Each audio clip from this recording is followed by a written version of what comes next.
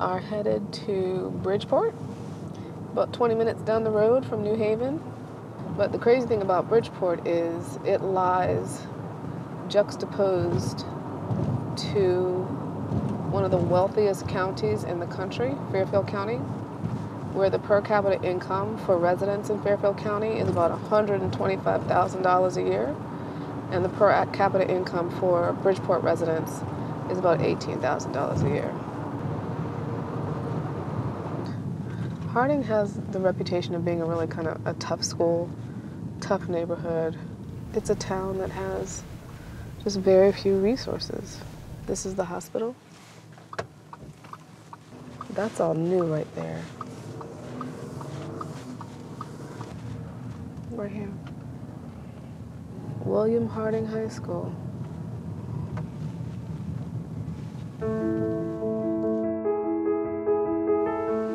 So this is typical in terms of what the neighborhoods in this area and areas like this, in terms of Bassick High School, Central High School, what the homes look like. Again, living in an under-resourced neighborhood, the challenges that you see with kind of the upkeep of the homes.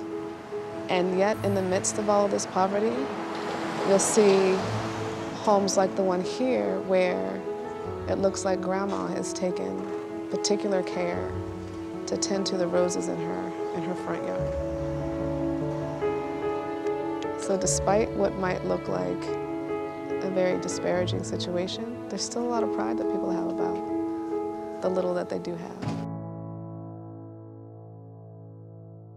My daughter Erica Ruiz goes to the Gear Up program here in Harding High School. It's a good program, gets kids started, and well, it's what they need. Because nowadays, kids don't really want to go to college. They just want to party, have fun, and grow up ahead of time. And they need some college, they need school, because the future ain't looking pretty nice.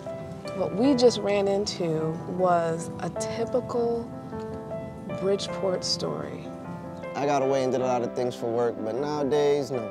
You gotta have a degree, college, do something. He's often telling his children and the kids in the neighborhood, go to school, get an education, go to college, because you don't want to do what I have to do, which is... Gotta demolish this whole house. Kids, look, you don't want to be here. Demolish houses on the inside, and you know the houses in this area, they're so old, they're filled with asbestos. You don't want to be taking this place with a mask all ugly to make $200 freaking when the normal people make $400 or $500 to do what I gotta do. So, you know, I have little videos I show them, like, look, you don't want to be coming out of a freaking building all dirty and nasty. The nerd at the end of the day is the one that makes all the money. When you talk about disparities, structural inequality, educational disparities, that is glaring in a city like Bridgeport.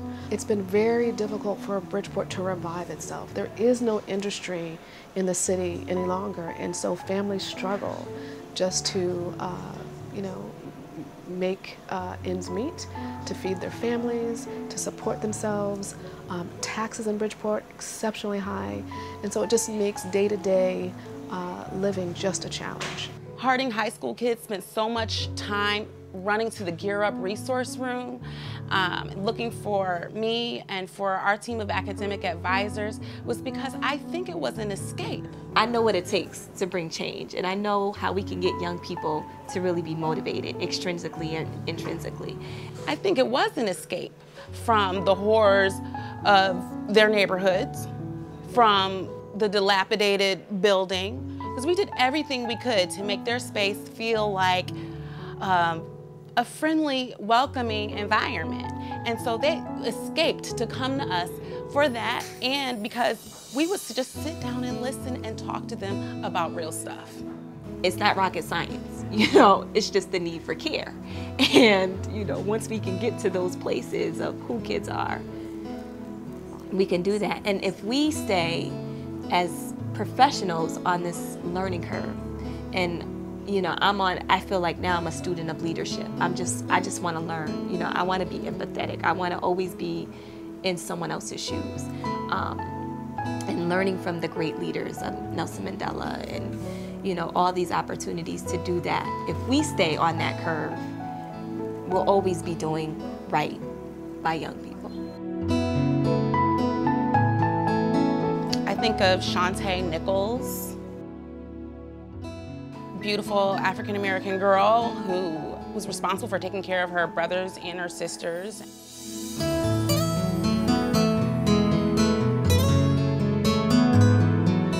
Parents were never home and her parents weren't educated, and she often came to school in dirty clothes and just ungroomed. I've always prided myself on, being someone who's well put together and taking pride in my own appearance. And for her to make such a strong connection with me, I felt really honored by that. She was a really shy person who didn't have many friends, but by senior year, she was involved in every club and on every field trip Gear Up offered. She motivates me. From like an outside perspective, I heard that Bridgeport was kind of, when it started, it was more of it was more powerful. Like back in that time, my uncle used to work in one of those factories before it was burnt down. It was a big one near Harding, that big, huge one. He used to work there before. It had, I think, a chemical spill or something like that. Probably vinegar. After time, everybody from the south started coming down to Bridgeport to find jobs and stuff like that. But after a while, it just stopped. It started going downhill. All the factories started closing. People were running out of money to keep it open, and people lost jobs and went back down to the south. 7th grade, I was in SRBI with my teacher, Miss Perkins, and I was reading, and then all of a sudden she was like, "Okay, class, today we're gonna have a Gear Up presentation." I was like, "What the fudge is Gear Up?" And she was like, "Gear Up is a program that'll help you through your middle school and to high school, going into college experiences." And ever since then, I've been on every college trip that they've gone to. I've been all over with Gear Up, so it's a great experience. I had that same problem, like that Leslie said. I kind of didn't really know how to advocate for myself, and I was more like closed, and so people would kind of like target me, I guess. I don't know. So I mean, middle school was kind of hard for me, and I got to high school, and then I just found like better people, and I found Gear Up and like the guidance like office, and I found like opportunities that I could take to better myself and stay with the same group that I would have if I went to Milford High School.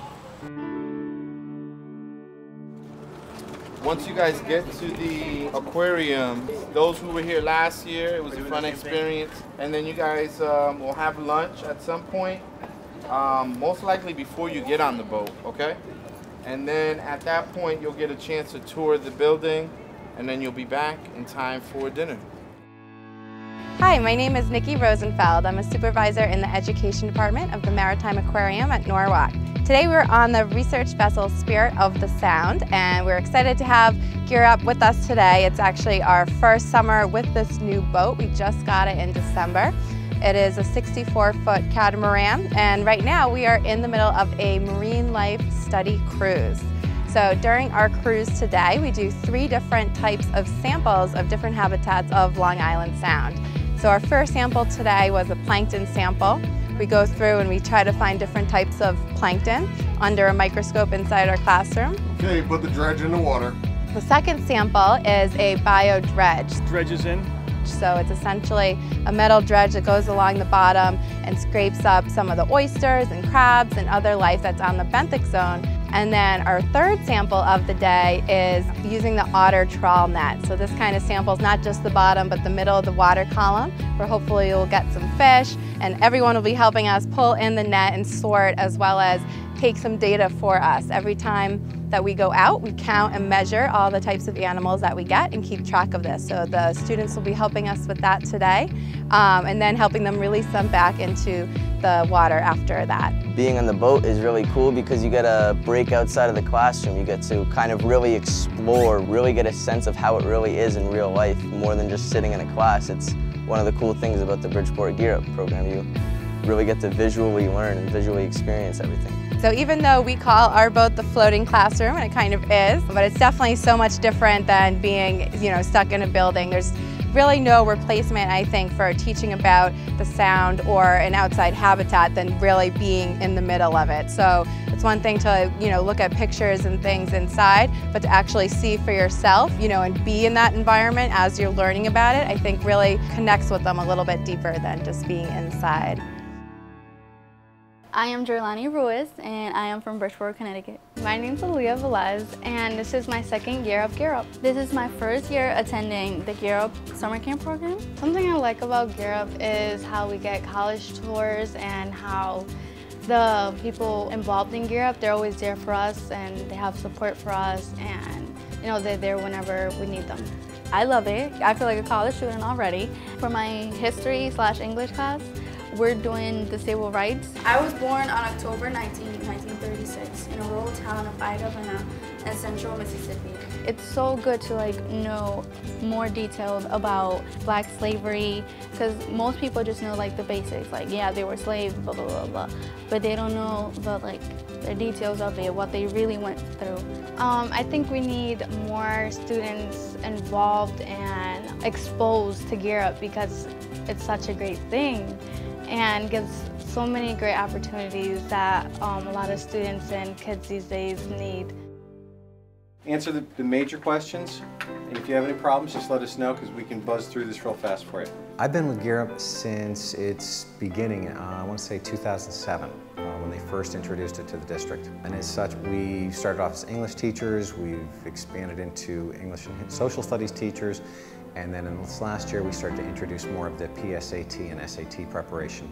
I've been involved with the Gear Up program actually since it began. I was an assistant at Curiel School when Gear Up first started, and I signed on as one of the after-school teachers, and then I started teaching during the summers also. And I've been doing that for the last, 13 years. The Gear Up program, from just my perspective, from the instructional perspective, is amazingly important in that it provides a smaller environment of like-minded students giving energy to pretty much each other to stay focused on the schoolwork that they may not have an opportunity to work on at school. Because I work in one of the Bridgeport schools and I see these kids during the year, I feel it's a great experience for me to connect with them on a different level throughout the year. And they also come into this program with a sense of comfort, something that I think if there was college professors teaching these courses, they'd feel more distant from it. Past programs when Gear Up would bring in those college professors to teach these courses, I definitely think there must have been a lack of personal connection to those students. I know that the people I work with, and myself included, we're so invested in these kids, because I get to see them go back in the fall and see what they've learned and what skills they've gathered, and I get to see them continue to build those skills for the rest of the year until they graduate. I think it's a more personal connection that way. I think this is an excellent program. It helps to level the playing field. As you know, this aspect of the Gear Up program focuses on urban kids, and I think it's very important for them to participate in a summer program because the research shows that on the average kids lose about 2 months of academic focus, and with this summer program it keeps them actively involved. So I usually like to check in with you all to find out how the experience has been. It's been about 2 weeks, a little over 2 weeks. What's been going on? What have you seen? What have you observed? What's been wonderful? Not so? There's definitely a kind of a clear dichotomy of the students who are not actively involved. You'll notice the two groups. Those are the kids who are hands-on asking questions, and then you're going to notice another group of students who are kind of sitting back and looking on their cell phones. And that could be in class, that could be on a field trip. Do you think it's a confidence issue? I was lucky enough to grow up where my parents kind of put me in different activities. They nurtured me until I was able to nurture myself. And so I'm finding that maybe the students who didn't receive that type of outside nurturing have grown up to be uninterested in things, just in life in general. They'd rather look at their phones to see what's on a social media app than kind of pick up their heads and listen to what a teacher's saying, or, pay attention on one of our field trips. So I think what our job, the way we can help facilitate that, is really nurture them as a person and nurture their interests. What are they interested in? And maybe if they're not interested in something, well, how can we get them to just learn from one another? What are some strategies that you all think could be useful to getting the young people to come out of their shell, to feel a little bit more comfortable contributing in class? I think where we can combat some of that is we have to nurture these children as a person. We nurture them as a student, we may nurture them as a sister or brother, but we're not looking at them as a whole person. I saw that a lot today in math class, actually. You guys were doing an outstanding job with that piece. So you all feel comfortable pulling kids aside and connecting with them around the work? We're right there next to them. We're asking them, well, how do you do this problem? Because I don't remember myself. Then they get to teach us. I think it all goes back to the way I imagine, you know, when I was looking for colleges and maybe I wasn't as interested as I should have been because, you know, there's the teenage kind of years. The way my mom would have turned to me and said, did you understand that? Do you know what's expected of you? Just that real advocacy and that interest, I think, is something that we could definitely do to get these kids more motivated and interested. You all are some powerful, powerful role models for the students, you know? So what I love about it is by your example, you're showing the students that they can do what you've done, right? So you're a living example of success. What we're experiencing and what we're feeling right now, I want to be able to do that at university. I want to be able to create that for young people like you guys. So here's what I love about what she said. She was specific, right? I want to get a degree in marketing, I want to work on Wall Street, I want to make a lot of money, and I want to open arts academies for young people across the country. Really specific. What can you do with stuff that specific? You can create objectives to get there. That's what I'm talking about. If you can't see it, you can't move toward it. If you cannot see you doing the thing that you want to do, you cannot move toward it. You've got to see it, right? And it might be as crazy as, right, literally thinking about what kind of office building do I want to get up and go to every day? What do I want to wear when I go to work every day? Who are the kind of people do I want to interface with every day, right? That's how you start dreaming about it. Start dreaming about it, right? So I encourage all of you to be thinking about that. If I could get everything I wanted, what would it look like? Because chances are you're going to get there. So you're going to get there. I already figured out what my tenfold thing is. I ain't going to tell you yet. Yeah. I'm not going to say I want to be president. I don't want to be president. Of the United States anyway. No. You would vote for me? How about that? You would? That's a lot of confidence. That's a lot of confidence. But you know what I want to do? I want to do this at the university. I want to be a university president one day. You can see that? Can you see that? How can you see that from me, but you can't see something for yourself? How's that possible?